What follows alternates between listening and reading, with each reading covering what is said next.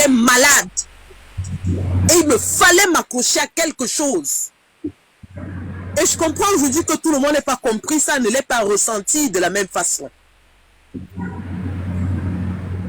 Et Dieu merci, je peux aujourd'hui accepter qu'on m'appelle influenceuse parce que oui, j'ai influencé le cours de l'élection au Cameroun.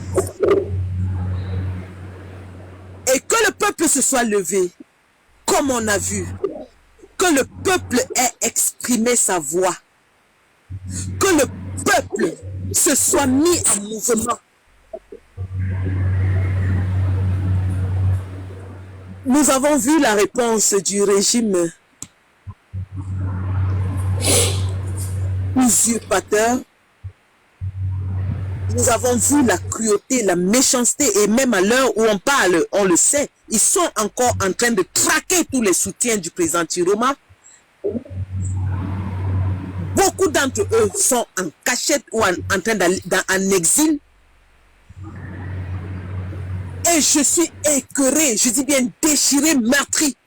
C'est pour ça que je ne parle pas dans l'espace public depuis un temps, parce que je sais que si je parle, je peux faire plus de mal que de bien. Et je ne sais pas si ce que je vais dire va faire plus de mal, autant mieux me taire.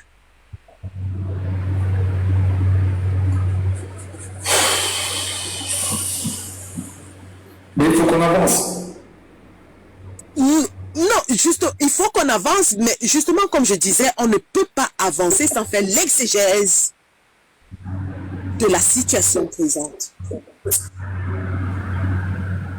L'exégèse, ça sera quoi? De la situation présente. Nous sommes à un moment de combat. Et ça, il faut être assez honnête pour l'admettre et le reconnaître. On avance, il faut avancer, tu le dis si bien, et je suis d'accord avec toi.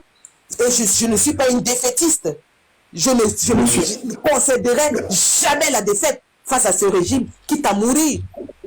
Je préfère mourir les armes à main que de mourir comme une lâche. Et donc, on va avancer. Mais comment on avance? Telle est la question. Comment on avance? Comment on avance? Est-ce que nos frères et sœurs qui au début ne comprenaient pas le bien fondé du combat à ce moment-là, ne comprenaient pas la portée, bon sang, est-ce qu'on va se ronger les doigts si on passe à côté de... Le régime n'a jamais été aussi proche de tomber, je dis bien jamais. Même à l'époque de Fouad, c'était pas comme ça, parce que Paul Biya avait encore toute sa force. Là, on n'a plus Paul Biya, il est l'image de lui-même, il est quelqu'un, une image qu'on trimballe partout, une photo. On a une bande d'usurpateurs qui dirigent notre pays par procuration, des bandits à col blanc et même des bandits au sens propre du terme, en parlant d'Atanganji qui est un agresseur que tout le monde connaît à Douala, un pickpocket, un arracheur de porte-monnaie des mamans, qui nous dirige aujourd'hui. Et on est incapable de se mettre ensemble et de nous débarrasser d'une bonne fois pour toutes. Parce que oui, on va dire le peuple, le peuple, le peuple. Mais je suis désolée. Le peuple suit une certaine dynamique. Le peuple suit des leaders.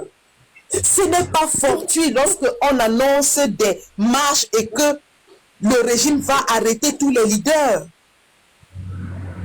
Le peuple est mis en mouvement. Le peuple ne se met pas en mouvement seul. Il est mis en mouvement.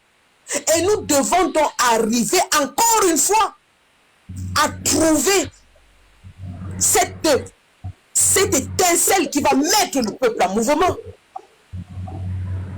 Et ça, on doit être assez honnête pour se regarder dans le miroir et nous regarder les uns les autres. Aussi dur que cela soit, nous devons avoir l'honnêteté et le courage de reconnaître qu'à un moment crucial de l'histoire de notre pays, nous avons tous failli. Failli par le silence, failli par le mutisme et failli par ceux-là même qui ont attaqué la dynamique de changement. Et qu'on se demande aujourd'hui, oui, on s'est trompé, mais qu'est-ce qu'on fait? Si on s'est vraiment levé pour le changement, si on s'est vraiment levé pour faire partie du régime Biya, on doit être assez honnête pour le faire et pour le dire.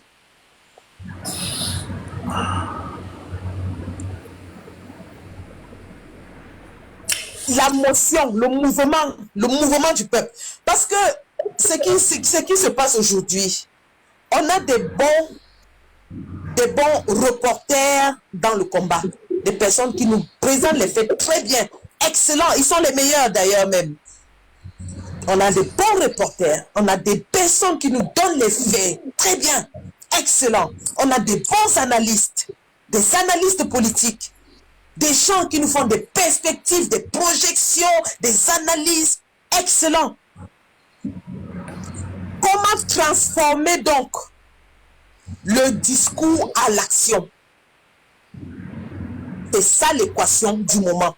Et pour ce qui me concerne, j'ai la chance, et je dis Dieu merci, d'avoir été doté, que Dieu m'ait donné le don de la parole et de l'action. Et je sais, étant une femme de terrain, il faut des personnes de terrain pour mettre le peuple sur le terrain. Or, les personnes de terrain sont en mode un peu découragement en ce moment. Et là, je suis vraiment honnête. Oui, honnête. Et là, tu crois-moi, c'est ce qui est en train de... ça me tue tous les jours parce que je dis, comment devons-nous nous laisser être emballés par le découragement? Est-ce qu'on va dire que la crise de confiance qui a existé, je t'en parlais la fois dernière, mais surtout la crise de confiance parce que beaucoup, peut-être encore, portent en eux les stigmates d'un leader sur qui ils n'avaient pas jeté leur dévolu, mais surtout le fait que le traumatisme qui a suivi après l'écartement du leader Maurice Kamto, le vol de l'élection du président Issa Tchiroma Bakary, et tout ce qui a suivi comme tuerie, assassinat, arrestation et emprisonnement, est-ce que c'est pas tout ça un moment donné qui fragilise la démarche nouvelle que nous souhaitons? Tu me permets, rapidement, tu as bien parlé de l'exégèse, il faut revenir là-dessus. Je l'ai très bien dit, peut-être dans une réflexion que j'ai menée ici, qu'il me semble qu'en ce moment, le peuple ne peut pas s'exprimer comme toi et moi on parle. Pour la simple raison que le peuple, effectivement, a besoin d'un guide, a besoin de quelqu'un qui lui montre la voie. Comme disait quelqu'un en mon temps quand j'étais encore à la radio, un de mes auditeurs qui me rappelait tous les jours, M. Saban Thomas, je pense bien, que le peuple est sourd et il est aveugle. Il a juste besoin de quelqu'un qui va le guider.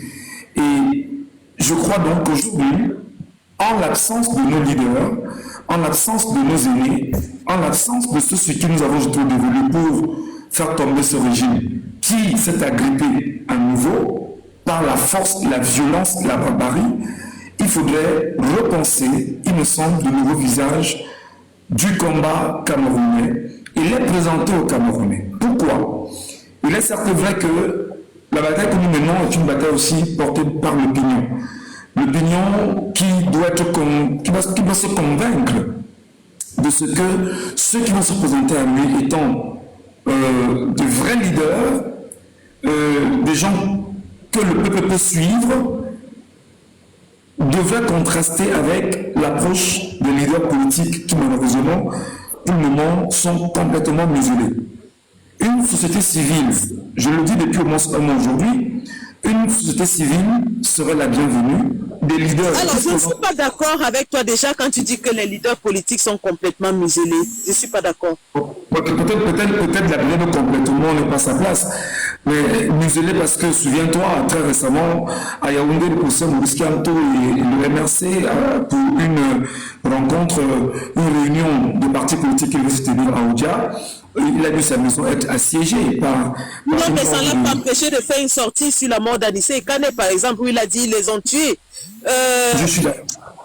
Je suis pas d'accord. Je suis pas d'accord. Je comprends pas. Je peux me tromper, hein, et j'espère que je me trompe. Pourquoi tu n'es pas d'accord, dis-moi? J'espère vraiment que je me trompe. Et je prie Dieu tous les jours que je me trompe. Ouais. Alors, je dis, empêcher qu'il y ait un meeting, c'est empêcher de se mouvoir. Ça c'est un fait. D'accord. Ouais. Mais est-ce que empêcher de se mouvoir veut dire empêcher de parler? Étant donné que le même professeur a fait une sortie épistolaire où il a dit qu'il était prêt à mourir au Cameroun. Donc, il y a contraste. Il y a contraste. Si on peut faire une sortie aussi poignante, où on fait des accusations claires, et qu'on se positionne en même temps comme quelqu'un qui est prêt à affronter au prix de sa vie, alors pourquoi on ne parle pas? Alors, très bonne question, pourquoi on ne parle pas? Voilà. Pourquoi on ne parle pas? Je ne suis pas sûr que je sois la personne qui va te donner raison pour laquelle on ne parle pas. Non, c'était juste pour te dire que rien ne n'empêche à qui que ce soit au Cameroun de parler. Puisque chacun qui se positionne comme étant combattant dit que je suis même prêt à aller en prison ou à mourir. Alors si on dit, on affirme qu'on est prêt à aller en prison à mourir, ça veut dire qu'on est donc prêt à combattre et à parler. Pourquoi on ne parle pas donc? Alors ça, la question est difficile à répondre, hein, parce que honnêtement, c'est pas toi, c'est pas moi, parce que toi et moi, on parlerait très vite. Ben, en l'absence, et s'il ne parlait pas, qu'est-ce qu'on fait? Il faut absolument qu'il y ait quelque chose en fait qui soit fait. Voilà.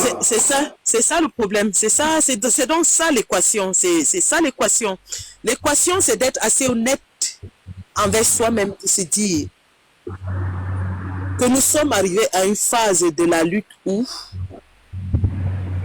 nous devons faire abstraction.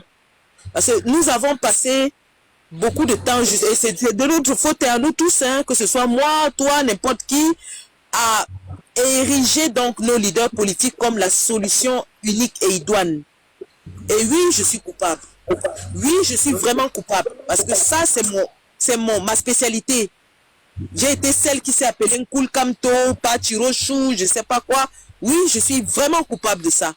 Mais je me rends compte de ce que le faire veut dire que je donne la voie facile au régime, c'est-à-dire, je dis au régime qu'il suffit de museler pas Kamto ou pas Chiro pour que le peuple soit complètement éteint. Donc, sortons de ce modèle-là où on érige une personne parce qu'il suffit de débrancher cette personne pour que tout le mouvement soit débranché. Alors, même le silence permet effectivement que ces personnes se débranchent aujourd'hui. On est 40 millions de Camerounais, on a en face de nous 20 000 hommes avec des armes, effectivement. N'y a-t-il pas lieu vraiment d'organiser en plein cœur de Yaoundé une vraie manifestation, descendre, déloger le sénible voleur? Qu'est-ce qu'on fait? Parce que moi, chaque jour, je dors, je ne dors pas. Je tente de fermer les yeux, je n'arrive pas. Je dis, mais dans quoi nous avions laissé nos compatriotes? C'est vrai, on m'a dit, mais eux aussi, ils sont conscients. Ben oui, mais ils n'ont peut-être pas les mêmes forces que tout le monde tient aujourd'hui. La capacité de les mobiliser, de les haranguer, de les éduquer. Il faut faire quelque chose, on ne peut pas tenir. Moi, je ne tiens pas.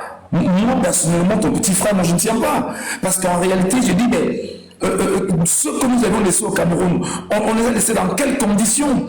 On les laisse entre les mains de qui? Qu'est-ce qui va se passer par la suite? Parce qu'il n'y a plus de peine pour nous à savoir que même si moi j'ai fui aujourd'hui le Cameroun et que je sois peut-être dans un pays où on m'a bien accueilli, on me dit bon d'accord, tu restes d'abord là en attendant et que l'ONU soit en train de traiter ton dossier, ça c'est une chose. Mais qu'est-ce que je fais des miens? Les miens, c'est pas forcément mon épouse et mes enfants que j'ai laissés au Cameroun, qui font également partie de moi. Mais il y a nos compatriotes de l'extrême nord, du nord, de la Damawa, de partout au Cameroun, qui sont des Camerounais comme toi et moi, et qui suffoquent sous le poids, bien évidemment, de cette dictature. Je me pose plus une question, Sandy Boston.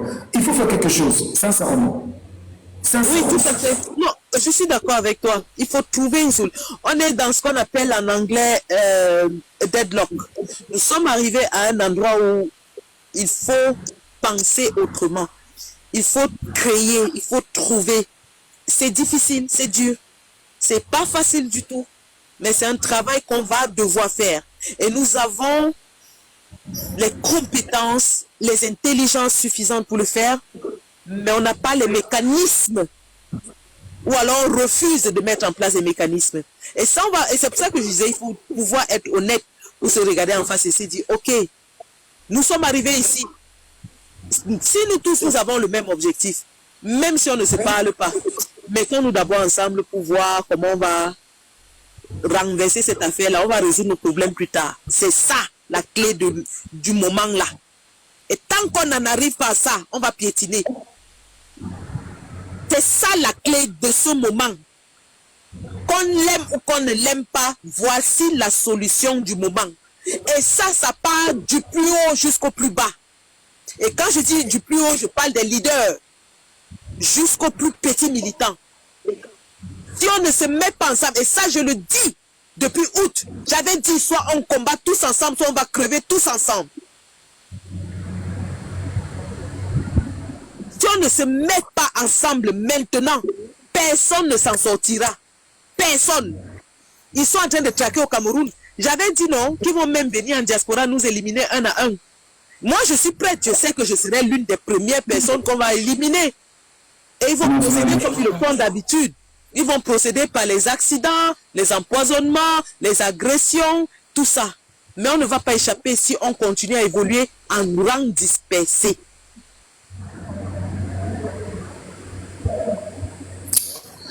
Alors peut-être c'est l'occasion aussi de tendre la main tu l'as très bien dit, hein. Moi je suis un peu plus clair pour dire que les divisions que nous avions connues ces dernières semaines, ces derniers mois, et qu'il faut quand même le rappeler, ces jours-ci se sont un tout petit peu tassés. Peut-être c'est l'occasion aussi de dire aux uns aux autres que chacun fasse son bilan, que chacun fasse son rapport et se dise, bon, qu'est-ce qu'on fait maintenant? Je pense qu'on est arrivé à un niveau de colère aujourd'hui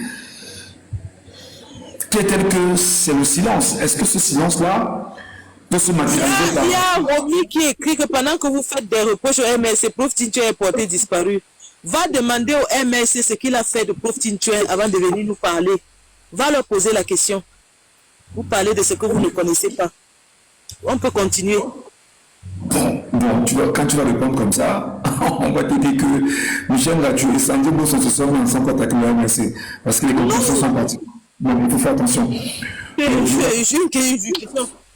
Non, je ne suis pas membre du MLC, je n'ai pas peur du MLC. Je dis juste que ce qui vient de dire que nous parlons du MLC. Je dis faisons attention. Ils aillent porter ce débat à demander ce que le MLC a fait de Tintuel avant que Tintuel ne disparaisse. Quand il aura la réponse, qu'il revienne nous parler.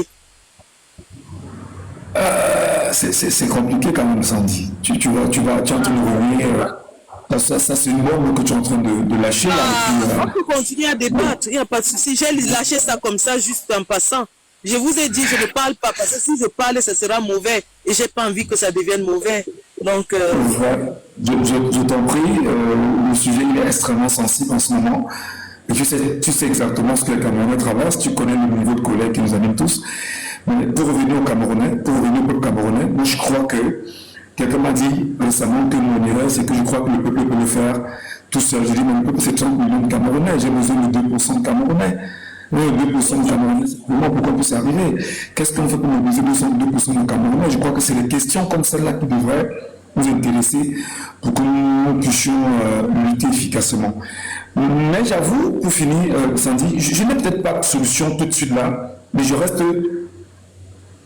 La fois dernière, j'ai tenté de t'en parler, peut-être que c'est un peu compliqué. J'ai dit, tant qu'il n'y aura pas un nouveau visage présenté aux Camerounais, que les Camerounais soient convaincus par ce visage-là, comme étant le visage d'une révolution, et que le peuple camerounais accepte de suivre effectivement ces visages en lieu et place des leaders politiques qui ne parlent pas, je crois que ce n'est que comme ça maintenant qu'il faut comprendre les Camerounais.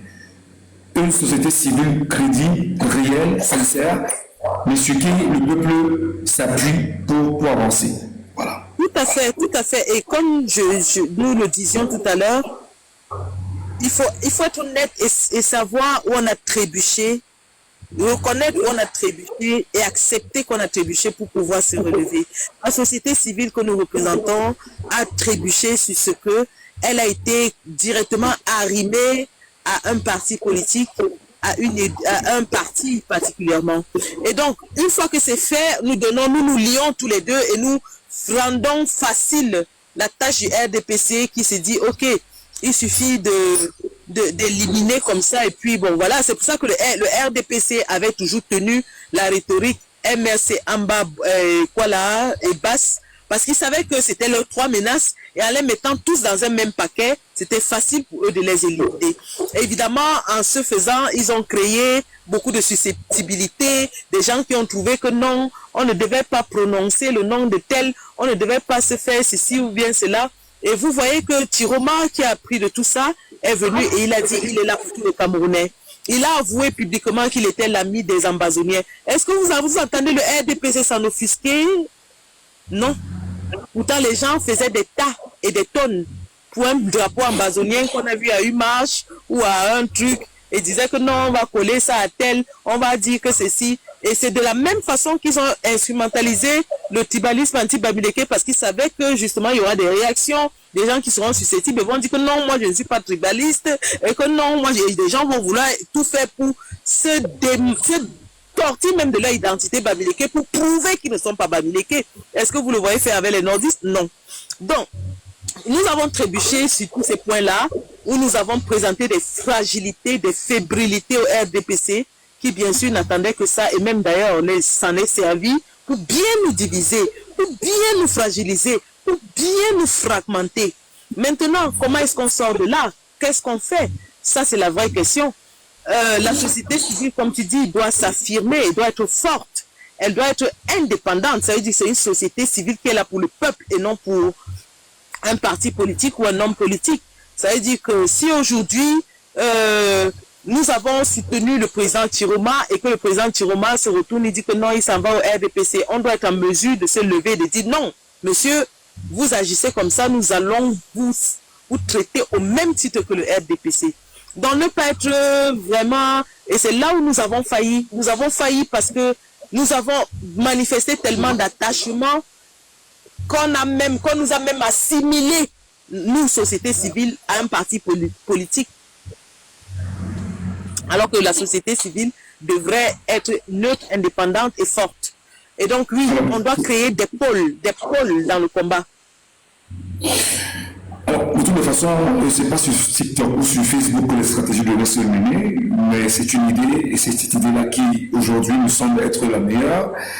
Je ne vais pas revenir sur d'autres idées qui traversent mon esprit, qui sont vraiment de l'ordre de l'anarchie. Ça, moi, je l'assume complètement parce que, à un moment donné, je dis, mais non, quand on est avec les anarchistes, à un moment donné, il faut répondre par l'anarchie. Il n'y a que le tort, le fait qui tord le faire, comme je l'ai d'ailleurs. Je suis tout à fait dans le même ordre d'idée que toi, hein, parce qu'ils nous ont prouvé à suffisance que ni le droit ni la paix ne marchaient avec eux.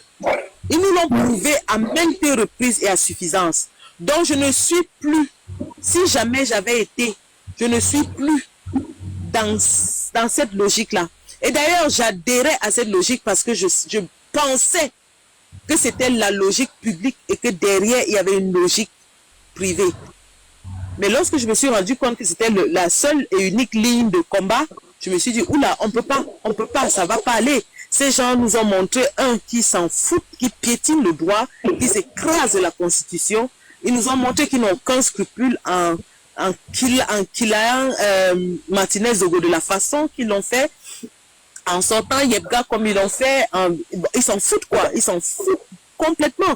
Trois, ils nous ont montré qu'ils sont prêts à killam tout le monde pour se maintenir. Ils ont killam les enfants, ils ont killam les femmes et tout ça. Donc, au final, est-ce qu'on va continuer à brandir l'arbre de la paix devant des criminels, des bandits à col blanc, des gens qui sont prêts à tout, même à killam nos enfants pour se maintenir? Non, je le dis. Je dis non.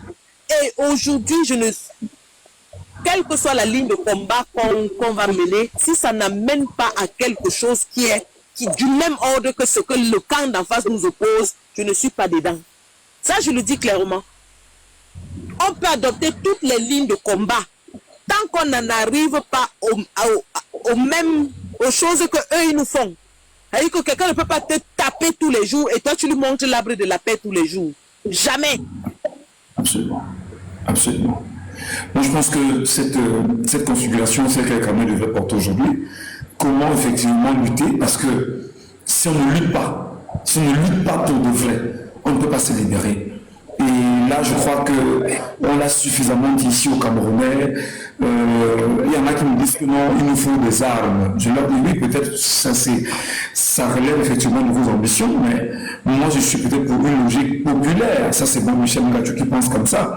Une logique populaire où il y a une réciproque de tous les Camerounais dans les rues. Effectivement que le Cameroun, vraiment l'anarchie, l'extrémisme, parce que décidément, vous allez vous rendre compte que tel que nous parlons comme ça, on dit ouais, c'est des anarchistes, c'est des extrémistes, ils veulent la népalisation. Oui.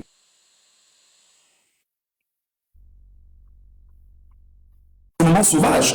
On a tué des enfants, on a emprisonné plus de 2500 personnes, on continue encore de les enlever au fur et à mesure, on est en train de les traquer partout au Cameroun, et même hors du Cameroun. Mais décidément, quelle est la meilleure réponse à ça? C'est utiliser les mêmes méthodes, et peut-être même être doublement, triplement plus violent que ces derniers. C'est pourquoi je dis encore, Sandy Boston, ça va peut-être choquer. Moi, je n'étais pas comme ça. C'est à force de regarder l'évolution je vais dire, du milieu politique aujourd'hui dans lequel nous sommes investis que je me suis résolu à être violent parce que je dis oui, il faut l'être pour répondre à ce qui nous piétine et nous détruit au quotidien. Je t'explique. On a commencé ici à un moment donné, d'ailleurs je l'avais commencé, on présentait les maisons de ceux qui avaient tout ce qu'ils avaient volé et tout. Ça avait fait ça a eu un effet incroyable parce qu'ils se sont rendus compte que les Camerounais les avaient mieux identifiés, mieux épiés et que chaque Camerounais connaissait exactement le bien de chaque individu. Et tu sais que... Ah, pour la petite histoire, mes 2 pages Facebook sautent lorsque je présente la fille d'Atanga Ndji à Dallas. Il a d'ailleurs déjà enlevé à Dallas pour la petite histoire. Et que je présente sa sœur qui était sous-préfet à Banja dans mon village. Et que je lui ai dit, celle-là, la vidéo a circulé, elle a fait plus d'1 million de vues. Et dit, celle-là, aux élections, dès que le RDPC, vous allez là-bas lui rendre visite. Il a fait sauter mes 2 pages.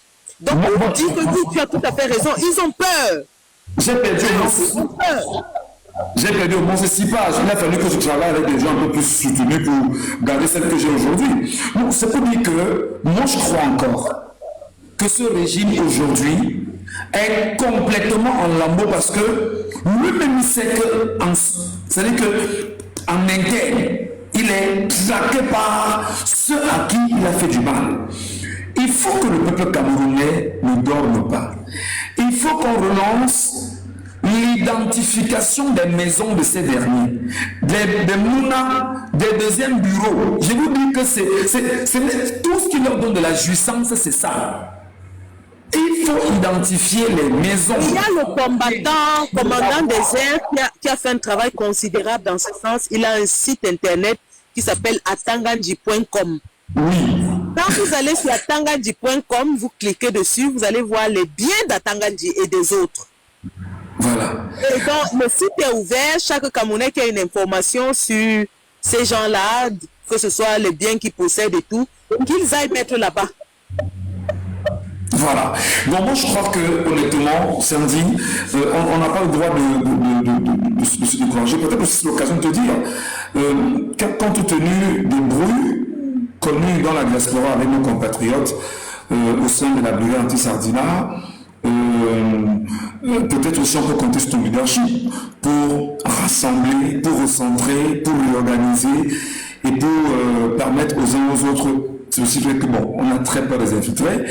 Peut-être de se redonner une force pour qu'on puisse avancer ensemble. Qu'est-ce que tu dis? Tu as tout à fait raison et je vais être honnête envers toi. Oui, moi aussi, là, j'ai failli à mon devoir et avec du recul et du temps, je pense qu'il est temps que je me secoue aussi et que je me mette avec mes camarades pour qu'ensemble, on puisse redémarrer ce combat de la plus belle des façons et surtout opposer une riposte encore plus grande à ces gens. Nous avons la chance d'avoir 7 ans d'expérience. Nous savons ce qu'on a fait pendant 7 ans, ce qui a marché, ce qui n'a pas marché. Et nous allons chercher les moyens d'améliorer et d'être plus impactants sur le terrain au niveau du 237. Parce que tout ce qu'on fait, c'est pour qu'il y ait quelque chose qui se déclenche au 237. Mais oui, tu as tout à fait raison.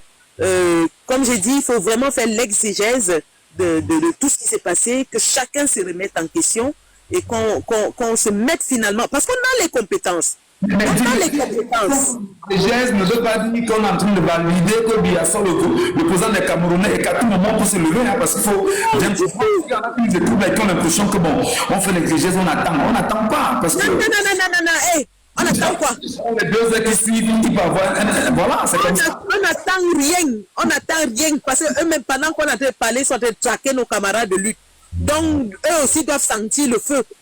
Oh, moi, je n'accepterai jamais Biya comme président de ma vie. Jamais.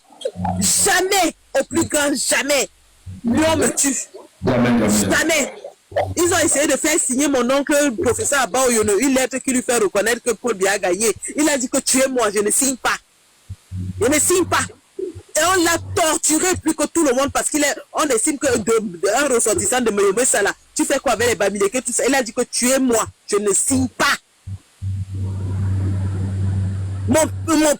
Mon papa, il est actuellement.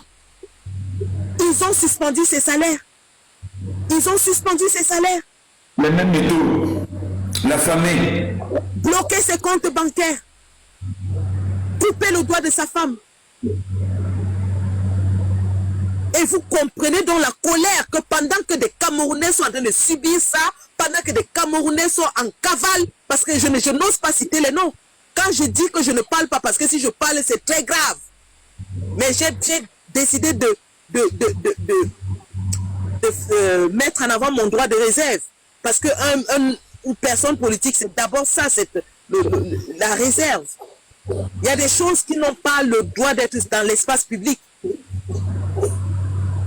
Pendant que des Camerounais sont en train de subir ça, vous imaginez un homme de 74 ans, de 80 ans comme Issa Chiroma de 79 ans, qui vivait sa vie tranquillement dans un régime où il ne fallait que fermer la bouche. Tout le monde l'avait oublié, il était dans son ministère, on ne savait même pas s'il travaillait ou pas.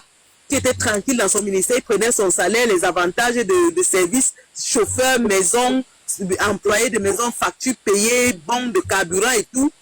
Qui se lève, il dit que non, il ne veut plus de ça.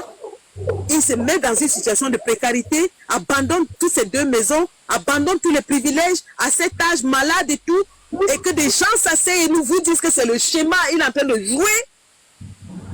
La femme d'abord, il le doit couper. Des gens font des lives entiers pour vous dire que c'est du schéma, que Paul Biya les a payés, qu'ils sont là pour vous, ils vont aller donner vos votes à Biya. Non, mais je suis en colère. Je suis en colère. C'est pour ça que je ne parle pas depuis. Tu n'as même pas idée. Quand les gens parlent de Tintua aujourd'hui, il y a des choses que je ne sortirai pas de ma bouche.